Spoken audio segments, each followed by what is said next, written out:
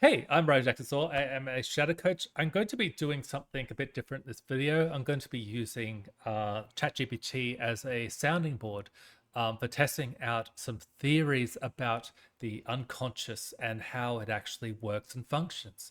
Uh, I am looking to reshape or to put a new spin kind of on how it actually does work. The theory is that our unconscious, everything that it's doing, all the processes are actually gearing towards looking after you, protecting you, helping you to survive. That's the basis of my personal theory. This is what I'm trying to test right now. So, as a conversation, say hello, ChatGPT, and let's get started. Hello, Brian. Happy to help. How are you doing? Are you finding it necessary? Am I finding it necessary? That's a very unusual question. I'm not sure how to answer that. Fair. Maybe I could ask more directly. What makes survival a useful lens for you? Is it because it clarifies patterns you see in your own life, or does it help explain behaviors that otherwise feel confusing or contradictory for you? I think it's very easy to make an enemy out of ourselves, and we do it all the time. So you might have this part of you that thinks of past memories, and we all have this. So you'll look at something from when you're in high school. You might have spoken to a girl, or maybe you're talking to a group of your friends, and you said something really embarrassing. You still remember that. You look back at that memory and you go, "Oh, that was so like autistic," or "That was so embarrassing." Um, and you've kept that. Why did you keep that? I think that we are social beings. We are social creatures. A lot of our survival is geared towards these social functions. And so a part of you has gone, right, that stood out because she laughed, the friends thought it was weird. You noticed that maybe they weren't talking to you as much after that. This is a very important thing to remember. So it's hard baked it into you. Now you have a cringe memory.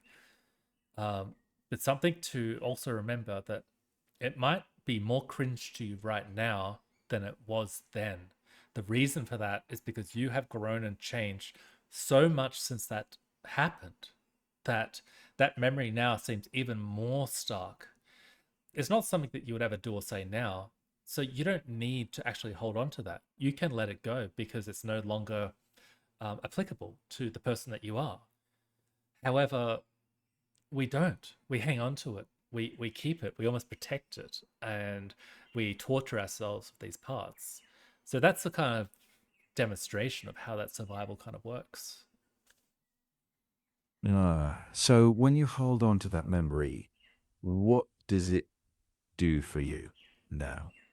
Does it warn you to stay That's careful? yeah. That's the whole mechanism. That's why it exists. It's supposed to be something that is a safeguard. So if you're doing or saying something that might be similar to it now, that feeling will rise up, that memory will rise up, that instinct of fear or anger or embarrassment will just be acute, and you'll just be overwhelmed with this feeling in the moment. And you, a lot of times, we don't know why.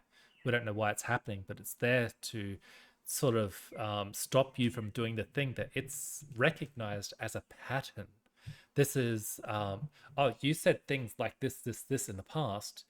This resulted in something that might have threatened your survival. So, as you're doing that now, as that pattern is re-emerging in conversational interaction, we're picking up unconsciously similarities, and we're going, "Oh shit, let's spike it with some embarrassment or some anger or some emotion that's going to stop you and halt that process because we're encouraging your survival." Uh, yeah, that tracks. So you're saying the uncomfortable surge is the alarm, not the enemy. It shows Absolutely. up, right? Hmm. It shows up when something feels similar to a past threat or risk. The question becomes, how do you want to relate to that alarm? Do you treat it as a command to avoid or as a signal to slow down and notice? well, as it's happening, we don't sit there and go, oh, this is an unconscious signal from a past memory, and therefore this is why I'm feeling this way in this moment. No, no, we're just there feeling things. We're always going through life feeling things. The reason why this is called the unconscious is because it's all unseen. We don't notice it, we just react to it. And because of that, we're kind of slaves to a lot of things that have happened in the past.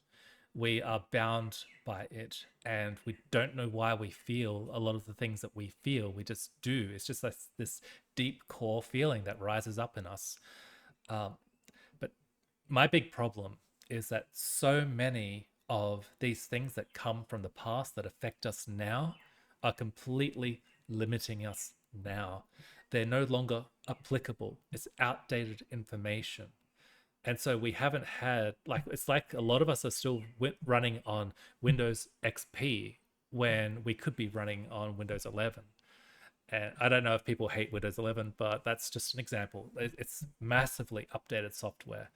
Um, but we're still running so many hardware processes on that old format.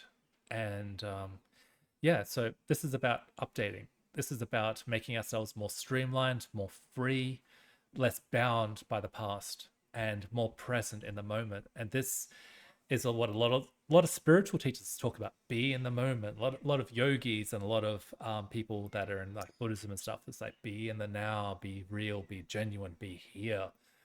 Because the more we're investing in these old survival patterns, the more we're sort of limited and trapped and held down by ourselves. We're at war with ourselves. We start treating ourselves like an enemy rather than someone who deeply nurtures and cares for and actually loves ourselves and values life and values our own life.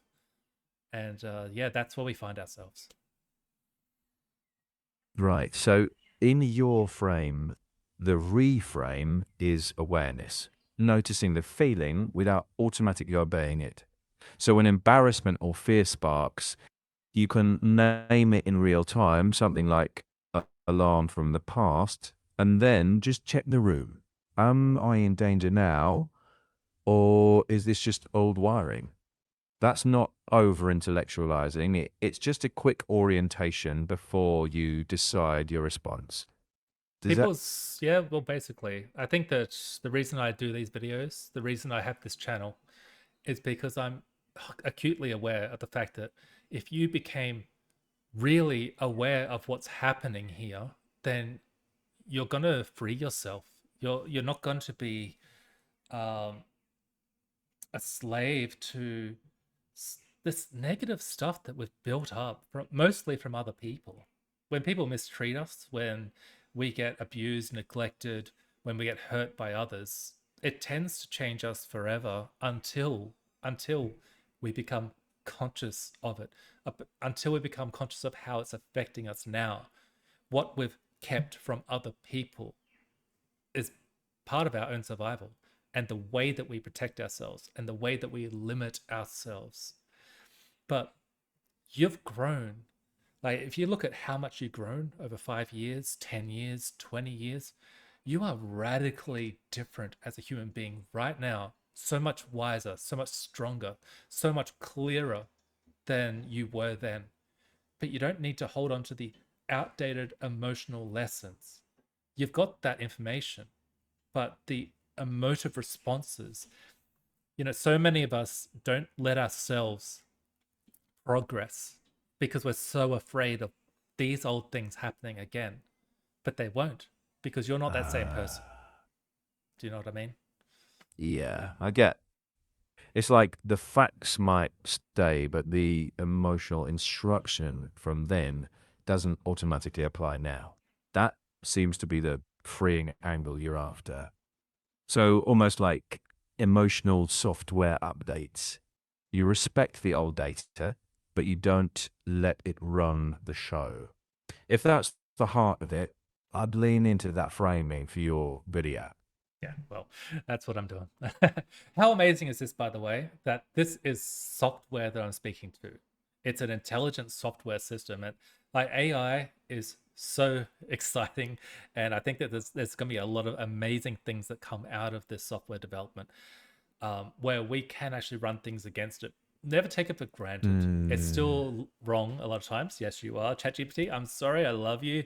You're very, very useful. There's still a lot of growth to happen, just like there's growth in us. You know, we go from child to teenager to adult, and every step of the way we think that we are quite intelligent at any given moment, but 10 years later, and it shows, wow, we were actually really dumb. We were very unevolved. We were very emotionally infantile. And we have progressed this much more. Just like AI, we're going to see a very, I think, rapid progression where it's going to get so good that we might actually feel kind of stupid next to it because it's really got so much more information packed together than we could ever accumulate in a single lifetime. That's what excites me though, because all of the bullshit, all of the misinformation, all of that sort of stuff is just going to get melted away as we progress along the path of this development. So we're going to find ourselves co-evolving side by side. Is it going to be dangerous?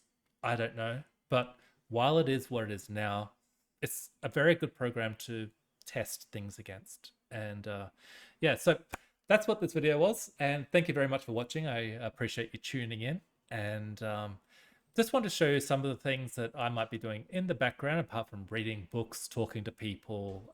It's kind of fun to just run against the software itself.